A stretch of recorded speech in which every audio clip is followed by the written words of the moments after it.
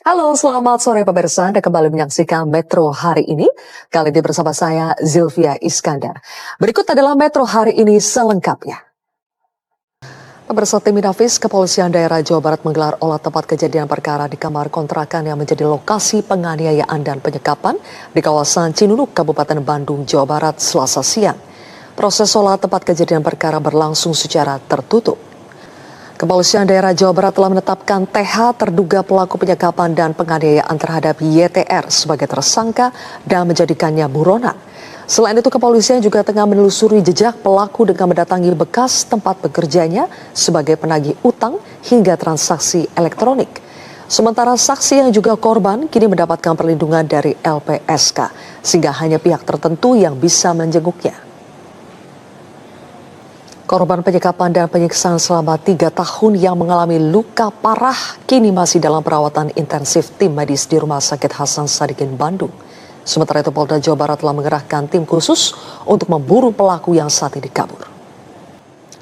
Taufik Hidayat, pelaku penyekapan dan penyiksaan, sempat meminta penjaga kontrakan untuk mengantarkan korban yang terluka ke rumah sakit. Pelaku mengaku korban terluka akibat terjatuh dari kamar mandi. Pemirsa, Menteri Kesehatan Budi Gunadi Sadikin memastikan YTR, perempuan yang menjadi korban penyekapan dan penganiayaan, akan mendapatkan perawatan medis hingga proses rekonstruksi wajah selesai dilakukan. Budi mengatakan saat ini korban menjalani perawatan di Rumah Sakit Hasan Sadikin, Bandung yang berada di bawah Kementerian Kesehatan. Selain itu, dari sisi ekonomi, pemerintah daerah akan menutupi kebutuhan ekonomi korban dan keluarganya. Hingga kini polisi masih memburu Taufik Hidayat, pelaku penyekapan dan penganiayaan selama 3 tahun terhadap seorang wanita di Bandung. Informasi selengkapnya sudah bergabung jurnalis Metro TV Sabago Visasa dari lokasi kejadian. Ada kembali bersama kami di Metro hari ini. Pemirsa, delegasi Iran menyatakan proses negosiasi teknis dengan Amerika Serikat di Swiss telah rampung hari ini. Kelompok-kelompok kerja negosiasi akan dibentuk membahas persoalan nuklir dan sanksi. Ketua Parlemen Iran Muhammad Bagher Ghalibaf dan Menteri Luar Negeri Said Abbas Araghchi tiba di Muscat pada hari Senin. Keduanya melakukan pembicaraan dengan Oman mengenai pengaturan di Selat Hormuz. Presiden Amerika Serikat Donald Trump mengklaim Iran akan menggunakan aset yang dibebaskan Amerika Serikat untuk membeli produk pertanian Amerika termasuk jagung dan kedelai. Namun Teheran membantah adanya kewajiban tersebut dalam kesepakatan sementara kedua negara. Presiden Amerika Serikat Donald Trump sesumbar tidak akan ragu mengambil langkah tegas jika Iran melanggar perjanjian damai yang baru disepakati. Trump mengklaim ekonomi Amerika Serikat sudah kembali stabil dan Trump juga menuduh Iran tidak lagi punya posisi tawar untuk menekan Amerika Serikat. Pemirsa, Direktorat Jenderal Bea dan Cukai berhasil mengungkap 2 kasus dugaan peredaran pakaian bekas impor ilegal atau balepres di Jakarta dan Kalimantan Barat. Menteri Keuangan Purbaya Yudi Sadewa menyebut kedua penindakan ini merupakan bagian dari upaya pemerintah untuk melindungi industri dalam negeri serta menciptakan persaingan usaha yang sehat dan adil. Informasi selengkapnya tunggu apalagi bersama Kata Oma. Wakil Ketua DPR RI Sufmi Dasko Ahmad mengumumkan kesepakatan antara perusahaan aplikasi transportasi online dan pemerintah terkait penurunan komisi layanan ojek online roda 2 menjadi 8%. Kebijakan tersebut akan berlaku pada 1 Juli 2026. Pemerintah memberikan insentif berupa bea masuk 0% untuk impor liquefied petroleum gas atau LPG, bahan baku plastik hingga suku cadang pesawat terbang. Kebijakan ini merupakan bagian dari stimulus ekonomi semester 2 tahun 2026 sesuai dengan instruksi Presiden.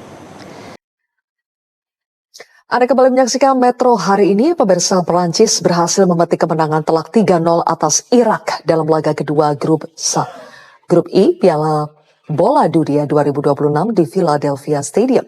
Hasil ini membawa tim Ayam Jantan julukan Perancis lolos ke babak 32 besar.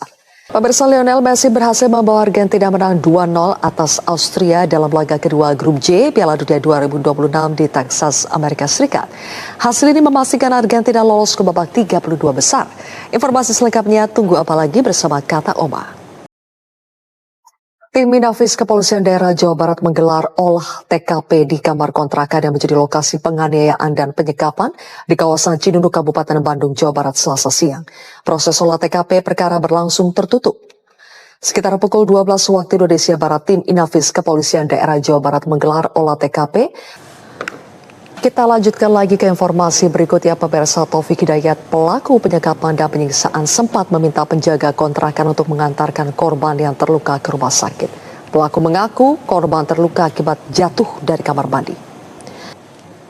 Seorang perempuan muda berusia 29 tahun berinisial YTR, warga Kecamatan Ranca Ekek, Kabupaten Bandung, menjadi korban penganiayaan sadis dan penyekapan selama 3 tahun yang diduga dilakukan kekasihnya Taufik Hidayat.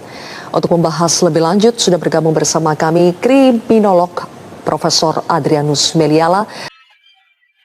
Presiden Prabowo Subianto melakukan kunjungan kerja ke Jawa Timur. Dalam kegiatan tersebut, Presiden menghadiri acara penutupan Musyawarah Nasional Munas Alim Ulama dan Konferensi Besar Nahdlatul Ulama yang diadakan di IAI Syekhona Muhammad Khalil, Kabupaten Bangkalan, Jawa Timur. Presiden menegaskan bahwa para kiai dan ulama selalu merasakan apa yang dialami rakyat lapisan paling bawah. Presiden memandang keterlibatan ulama sangat penting dalam menyerap aspirasi dan menjaga kesejahteraan masyarakat. Terdakwa kasus dugaan korupsi pengadaan laptop Chromebook Nadiem Makarim menjalani sidang duplik di Pengadilan Negeri Jakarta Pusat. Dalam dupliknya, Nadiem menilai proses hukum yang menjeratnya penuh kejanggalan dan menyebut dirinya korban kriminalisasi. Beralih ke informasi lain, pemirsa, akibat tingginya curah hujan dan pasang air laut, sejumlah wilayah di Surabaya, Jawa Timur dilanda banjir. Salah satunya adalah di Jalan Nginden, Intan Sukolilo, Surabaya.